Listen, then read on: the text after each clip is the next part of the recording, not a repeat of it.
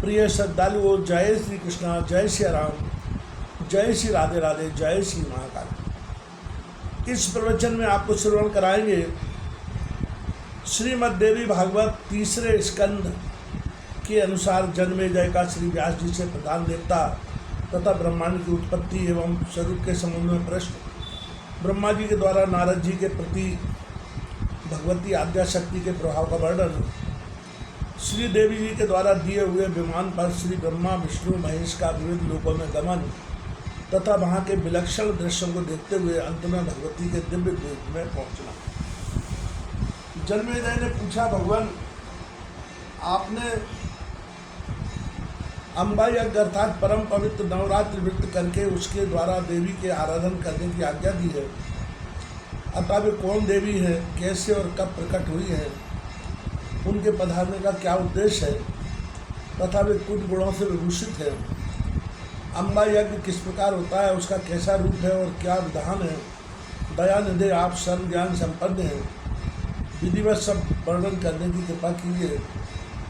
ब्रह्मन साथ ही विस्तार पूर्वक ब्रह्मांड की उत्पत्ति भी कही है, क्योंकि भूदेव ब्रह्मांड के विषय में जो कुछ कहा गया है तथा वह जैसा जो है वे सभी बातें आप जानते हैं। मैंने सुना है कि ब्रह्मा विष्णु और रुद्र ये तीन सगुण देवता है, क्रमशः सृष्टि पालन और संहार के कार्य का उत्तरदायित्व इन पर रहता है। पराशर नंदन व्यास जी, अब मैं इनके संबंध में विस्तार पूर्वक सुनना चाहता हूँ, आप बतलाने की कृपा करें। व्यास जी कहते हैं, राजन तुम्हारी बुद्धि बड़ी विशाल है, अभी तुमने जो पूछा है ब्रह्मांड की उत्पत्ति कैसे हुई, सुबह महान कठिन विषय है, उसमें अनेक प्रश्न उठ जाते हैं। यही प्रश्न पूर्व समय में मैंने नारद जी से किया था, उन्होंने जो उत्तर दिया वह मुझे याद है। राजन कहता हूँ, सुनो, एक समय की बात है, गंगा के तट पर सर्व ज्ञान संपन्न मुनिवर नारद जी विराजमान थे। वेद के सर्वोत्कृष्ट ज्ञाता उन मुनि का मुझे दर्शन हुआ। वे बड़े शांत स्वरूप थे, उन्हें देखकर मुझे बड़ी प्रसन्नता हुई। मैं सामने जाकर उनके चरणों पर लौट गया। उन्होंने आज्ञा दी, तब समीप में ही एक सुंदर आसन पर मैं जा बैठा। उस समय मुनिवर नारद जी गंगा के तट पर एक निर्जन स्थान में बिछी हुई बालू पर बैठे थे। कुशल प्रश्न हो जाने के पश्चात मैंने नारद जी से पूछा, मैंने कहा, मुने आप बुद्धिमान हैं, मुझे यह बताने की कृपा कीजिए कि इस विस्तृत ब्रह्मांड के प्रधानकर्ता कौन है। मुनिवर, यह ब्रह्मांड कहाँ से उत्पन्न हो गया, दूसर साथ ही यह भी बताइए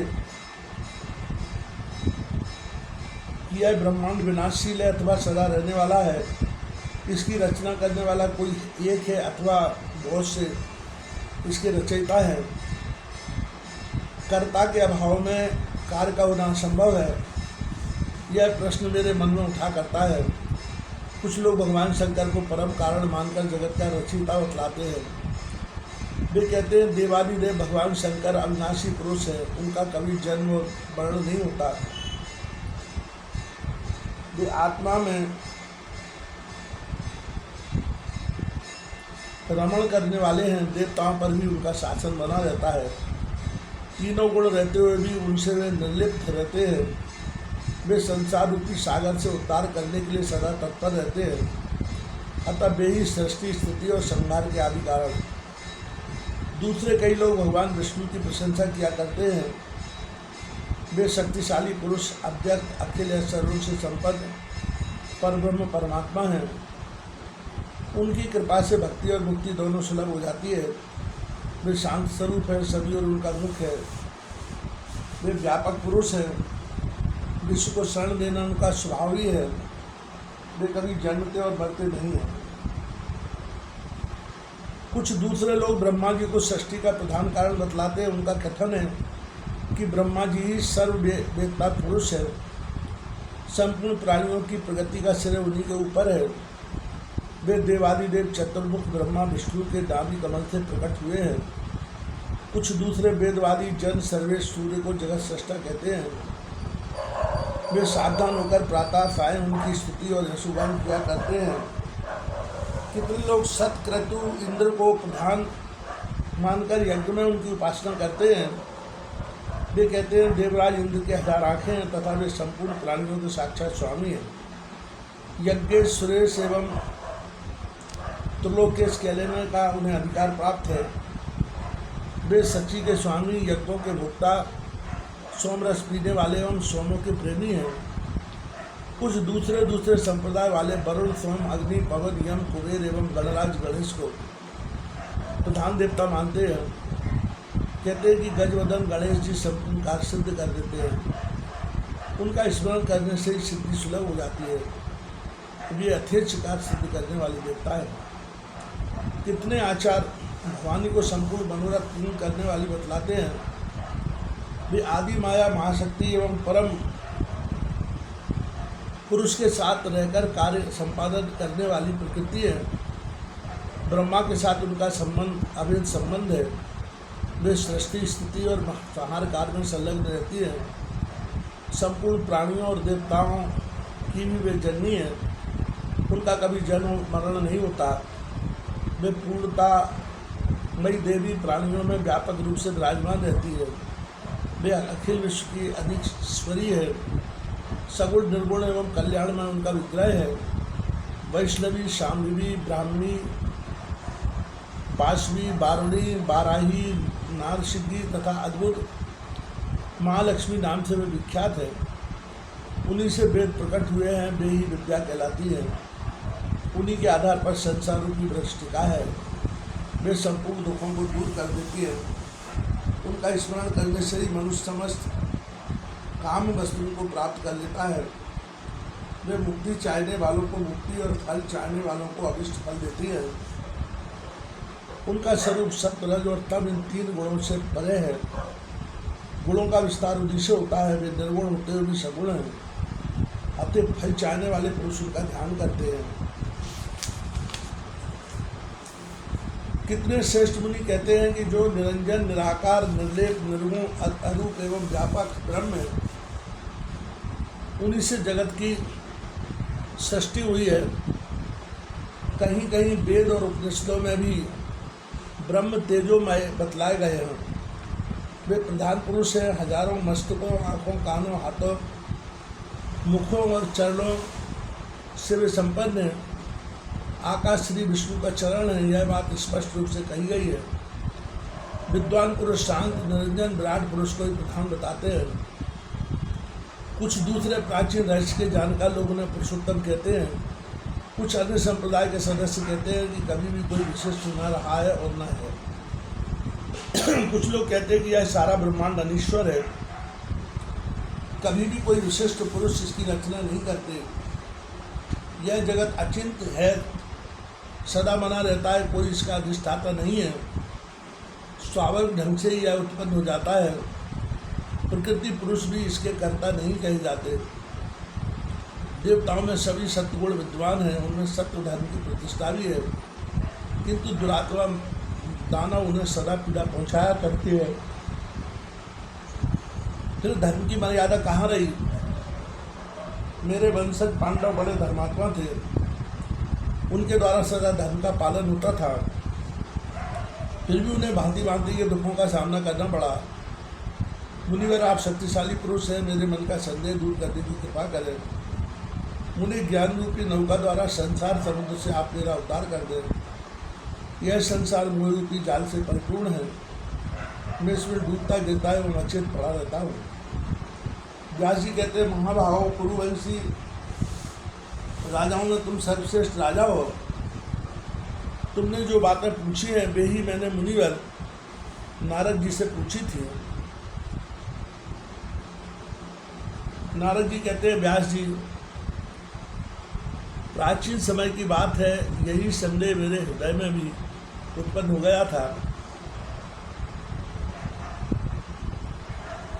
तब मैं अपने पिता अमित तेजस्वी ब्रह्मा जी के स्थान पर गया और उनसे इस समय जिस विषय में तुम मुझसे पूछ रहे हो उसी विषय में मैंने पूछा। मैंने कहा, पिताजी, यह संपूर्ण ब्रह्मांड कहाँ से उत्पन्न हुआ है? वे वो आपने सम्यक प्रकार से इसकी रचना की है अथवा विष्णु इस विश्व के रचयिता है या शंकर ने इसकी सृष्टि की है? जगत प्रभु, आप विश्व के आत्मा है। सच्ची बात बताने की कृपा करें। किन देवता की पूजा करनी चाहिए तथा कौन देवता सबसे बड़े एवं सर्वसमर्थ है। निष्पाप ब्रह्मा जी, इन सभी प्रश्नों का समाधान करके मेरे हृदय को संदेह को दूर करने की कृपा कीजिए। सत्यवती नंदन व्यास जी इस प्रकार मेरे प्रश्न करने पर लोक पितामह ब्रह्मा जी मुझसे कहने लगे। ब्रह्मा जी ने कहा, बेटा मैं इस प्रश्न का क्या उत्तर दूं? यह प्रश्न बड़ा ही जटिल है। महाभाग तुम भगवान विष्णु से इसका समुचित समाधान पा सकते हो। महामते इस संसार में कोई भी रागी पुरुष ऐसा नहीं है जिससे यह रहस्य विदित हो। जो त्यागी, आकांक्षा रहित एवं ईर्ष्याशून्य है वही इसके रहस्य को जान सकते हैं। पूर्व काल में सर्वत्र जल ही जल था। स्थावर जंगम जितने प्राणी हैं उनमें कोई भी नहीं थे। तब कमल से मेरी उत्पत्ति हुई। उस समय मुझे सूर्य, चंद्रमा, वृक्ष तथा पर्वत कोई भी दिखाई नहीं पड़े। मैं कमल की कर्णिका पर बैठकर विचार करने लगा, इस अगाध जल में मैं कैसे उत्पन्न हो गया, कौन मेरा रक्षक है तथा इस प्रलय काल में सृष्टि एवं संहार करने वाले कौन विशिष्ट पुरुष है। कहीं भी स्पष्ट रूप से भूमि भी नहीं दिखती जिस पर यह जल टिका हुआ है। यह कमल कैसे उत्पन्न हुआ? रूढ़ एवं यौगिक दोनों अर्थों में कोई इसका कारण होना ही चाहिए। यौगिक अर्थ करने पर इसका मूल कारण पंख होता है, तो अब देखूं कि यह पंख है कहाँ। जहाँ वह मूल कारण पंख होगा उसके नीचे पृथ्वी अवश्य होगी। यूँ विचार करके मैं जल में उतरा। 1000 वर्ष तक पृथ्वी का अन्वेषण करता रहा। इस पर भी मुझे उस जल का कहीं और छोड़ नहीं मिला। इतने में आकाशवाणी हुई, तब करो तब करो। तब मैंने तपस्या आरंभ कर दी। कमल पर बैठे ही हजारों वर्ष तक मैं तप करता रहा। फिर उसी समय सृष्टि करो ऐसी आकाशवाणी सुनाई पड़ी। उसे सुनकर मैं बड़े आश्चर्य में पड़ गया। सोचा कि किसकी सृष्टि करूं अथवा मेरा क्या कर्तव्य है। उसी समय मधु और कैटब नाम के 2 भयंकर दानव सामने आ गए। वे उस महारणम में मुझसे युद्ध करने की इच्छा प्रकट करने लगे। उनसे भयभीत हो उठा। तब कमल का डंठल पकड़कर जल में उतरा। वहाँ मुझे एक परम अद्भुत पुरुष के दर्शन मिले। उनका श्री विग्रह मेघ के समान श्याम था। वे पीताम्बर पहने थे, 4 भुजाएं थी, शेषनाग की शैया पर सोए थे।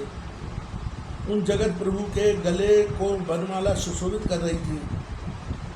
शंख, चक्र, गदा और पद्म, इन 4 आयुधों से वे अनुपम शोभा पा रहे थे। ऐसे ही शेष साई भगवान विष्णु का मुझे दर्शन हुआ।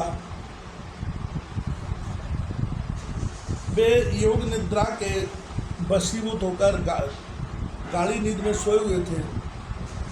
उनकी सारी चेष्टाएं शांत थीं।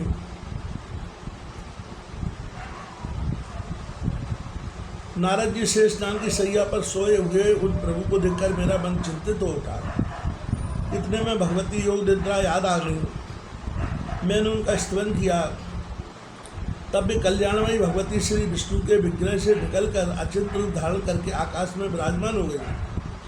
दिव्य आभूषण उनकी छवि बढ़ा रहे थे। जब योग निद्रा भगवान विष्णु के शरीर से अलग होकर आकाश में विचरने लगी, तब तुरंत ही श्री हरि उठ बैठे। उन्होंने मधु और कैटब के साथ 5000 वर्षों तक बड़ी घमासान लड़ाई की। तब वे दैत्य मरे।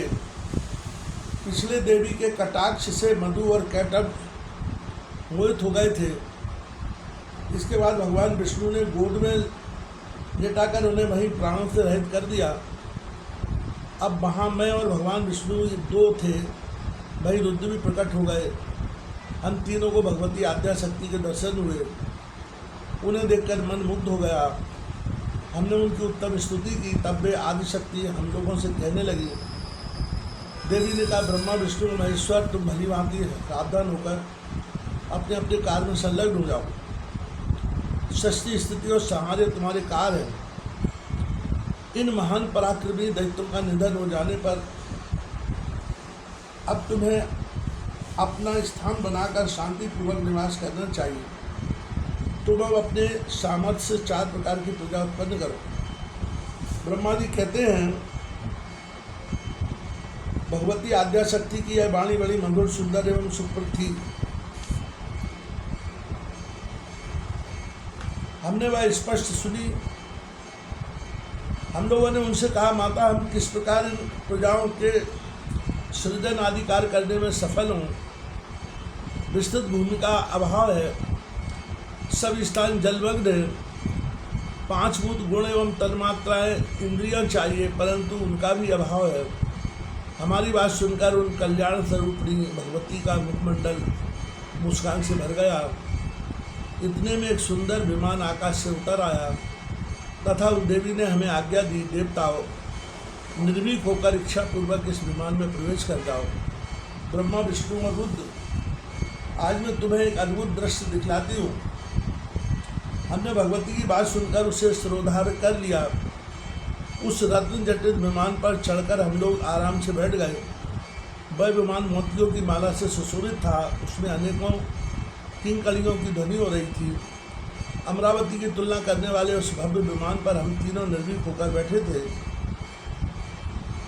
इंद्रिय विजयी हम तीनों देवताओं की उस पर बैठे हुए देखकर देवी ने अपनी सामर्थ्य से विमान को आकाश में उड़ा दिया।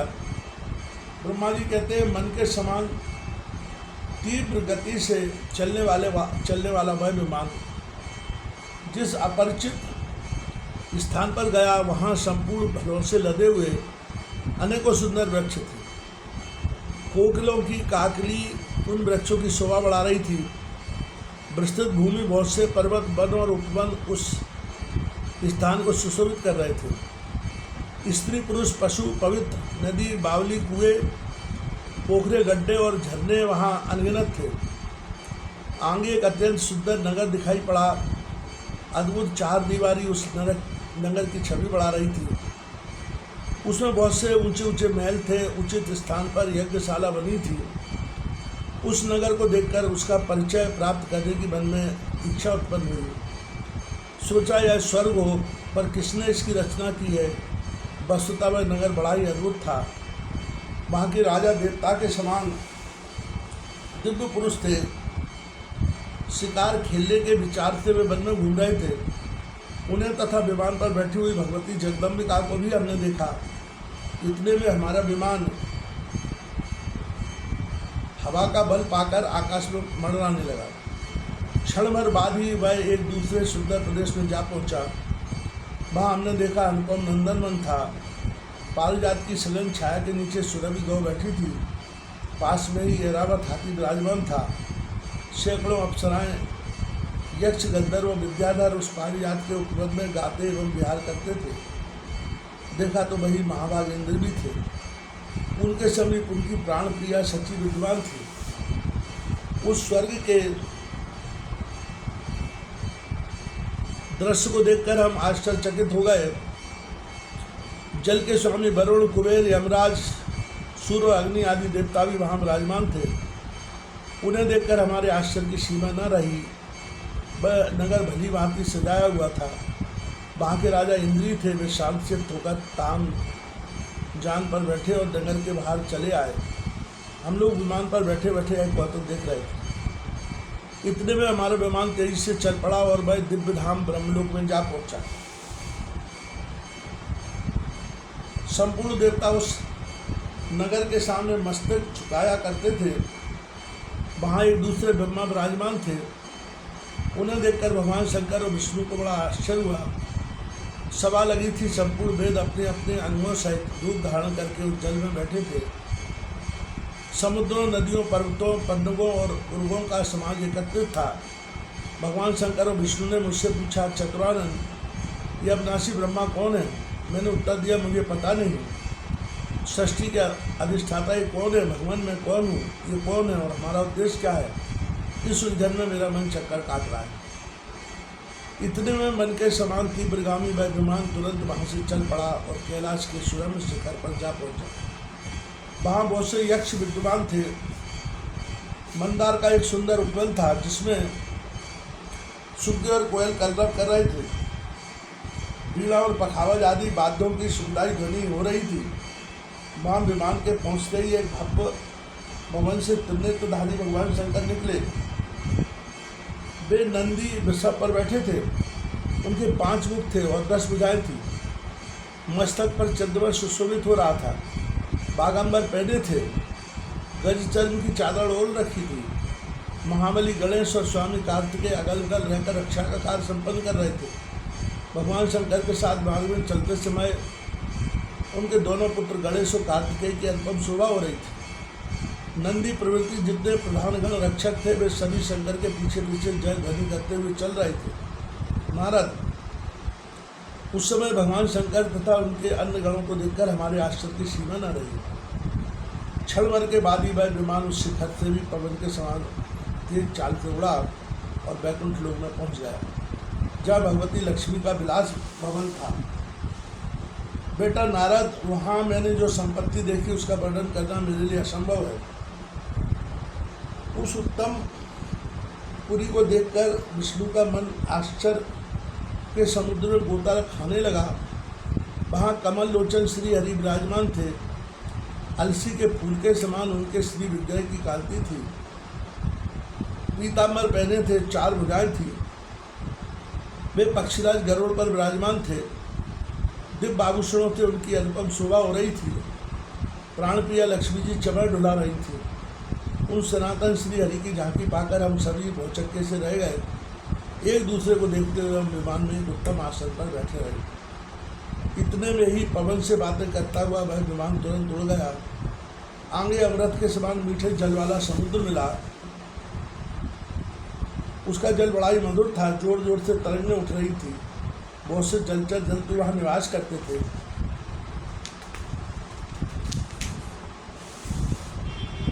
वहीं एक मनोहर द्वीप था। मंदार और पारिजात आदि वृक्ष उसकी शोभा बढ़ा रहे थे। अनेकों बिस्तरों से भारी सारी भूमि ढकी थी। तरह तरह के चित्रों से उसे सजाया गया था। मोती की मालाएं लटक रही थी। अनेक प्रकार के हार उसकी छवि बढ़ा रहे थे। अशोक, बकुल, कुर्बक, केतकी और चंपादि मनोहर वृक्ष उस द्वीप के कोने कोने को सुशोभित कर रहे थे। कोयले मधुर स्वर में कूकू कर रही थी। सर्वत्र दिव्य गंधों का छिड़काव हुआ था। भौरे गुनगुना रहे थे, जिससे उसकी शोभा अधिक बढ़ गई थी। उसी द्वीप में एक मंगलमय मनोहर पलंग बिछा था। उस पलंग में सुंदर रत्न जड़े थे। भांति भांति के रत्नों से उसकी विचित्र शोभा हो रही थी। हम लोग विमान पर बैठे थे। दूर से ही उस अत्यंत सुंदर पलंग को हमने देखा। उस पलंग पर अनेकों बिस्तर बिछे थे। इंद्रधनुष के समान में चमक रहा था। उस उत्तम पलंग पर एक दिव्य रमणी बैठी थी। उसके गले में लाल रंग की माला थी। लाल वस्त्रों से श्री विग्रह सुशोभित था। लाल चंदन लगाए हुए थी। लाल लाल नेत्र थे। वे ऐसी प्रभावपूर्ण देवी थी मानो करोड़ों बिजलियाँ एक साथ चमक रही हैं। अत्यंत सुंदर मुख था। लाल लाल दांत थे। करोड़ों लक्ष्मियों से भी अधिक वह सुंदर थी। सूर्य की प्रतिभा के समान वे चमक रही थी। दिव्य पाश, अंकुश, अभय और बल मुद्रा से उन भगवती भुवनेश्वरी के हाथ सुशोभित थे। अद्भुत आभूषण पहन रखे थे। वैसी सुंदरी स्त्री को मैंने कभी नहीं देखा था। पास में अनेकों साधक बैठकर ही इस मंत्र का जप कर रहे थे। सबके हृदय में वास करने वाली वे अखिल जगत की अधिष्ठात्री देवी थी। नाम जप में संलग्न रहने वाली बहुत सी शक्तियाँ निरंतर स्तुति कर रही थी। भुवनेश्वरी, माहेश्वरी आदि नामों को हृदयंगम करने वाली देव कन्याएं चारों ओर बैठी थी। उन देवियों के काम पुष्पा आदि अनेकों नाम थे। 6 कोनों वाला उत्तम यंत्र बना था। उसी पर भगवती भुवनेश्वरी विराजमान थी। उन्हें देखकर हम सभी महान आश्चर्य में पड़ गए। कुछ समय तक हम वहीं ठहरे रहे। आपस में कहने लगे, यह सुंदरी कौन है और इसका क्या नाम है? हम इसके विषय में बिल्कुल अनभिज्ञ हैं। इसके हजारों नेत्र, हजारों हाथ, हजारों मुख हैं। दूर से देखने पर ही ये कितनी सुंदर प्रतीत हो रही है। ये ना कोई अप्सरा है, ना कोई गंधर्व कन्या एवं देव कन्या ही है। नारद एवं संदेहग्रस्त होकर हम लोग वहीं रुके रहे। तब भगवान विष्णु ने उन चारु हासली भगवती को देखकर विवेकपूर्वक निश्चय कर लिया कि वे भगवती जगदम्बिका है। तब उन्होंने कहा कि ये भगवती हम सभी की आदि कारण है। महाविद्या और महामाया इनके नाम है। ये पूर्ण प्रकृति है, कभी इनका नाश नहीं होता। मंद बुद्धि जन इन्हें जान नहीं सकते। योग द्वारा इनका साक्षात्कार होता है। गंभीर आशय वाली ये देवी परब्रह्म की इच्छा है। वे नित्य और इनका विग्रह भी नित्य है। वे विश्वेश्वरी, वेद गर्भा एवं सेवा कहलाती हैं। इनके विशाल नेत्र हैं, ये सबकी आदि जननी है। प्रलय काल में अखिल जगत को समेट लेती है। संपूर्ण जीवों की आकृति को ये अपने विग्रह में छिपा लेती है। ब्रह्मा एवं शंकर ये सर्व बीजमयी देवी विराज रही हैं। इनकी करोड़ों विभूतियाँ अगल बगल विराजमान हैं। क्रमशः उन्हें देख लें। इन विभूतियों का शरीर दिव्य अलंकारों एवं दिव्य गंधों से सुशोभित है। ब्रह्मा और शंकर देखो, ये सभी सहचरियाँ भगवती की सेवा कर रही हैं। जो प्रभु पुण्य वाले महान दानी एवं तपस्वी हैं, उन्हीं को कल्याण स्वरूपिणी भगवती भुवनेश्वरी के दर्शन मिलते हैं। रागी जन इनका दर्शन नहीं कर पाते। ये मूल प्रकृति है, सदा परम पुरुष के साथ रहती है। ब्रह्मांड की रचना करके परम पुरुष को ये दिखाया करती है। परम पुरुष दृष्टा है। यह चराचर जगत दृश्य है और उन परम पुरुष की आदि शक्ति महामाया सबकी अधिष्ठात्री देवी है। यही संपूर्ण संसार की कारण है। ये ही दिव्यांगना है जिनके प्रलयारंभ में मुझे दर्शन हुए थे। उस समय मैं बालक रूप में था। मुझे पालने पर ये झुला रही थी। बट वृक्ष के पत्र पर एक सुदृढ़ सरिया बिछी थी। उस पर लेटकर मैं पैर के अंगूठे को अपने कमल जैसे मुख में लेकर चूस रहा था तथा बालकोचित अनेक चेष्टाएं करके खेल रहा था। मेरे सभी अंग अत्यंत कोमल थे। मैं बालक बनकर सोया था और ये देवी गागा कर मुझे झुलाती थी। वे यही देवी हैं, इसमें कोई संदेह की बात नहीं रही। इन्हें देखकर मुझे पहले की बात याद आ गई। ये हम सब की जननी हैं। इनके विषय में मेरी जितनी जानकारी है तथा मैं जो कुछ अनुभव कर चुका हूँ वही कहता हूँ, सुनो।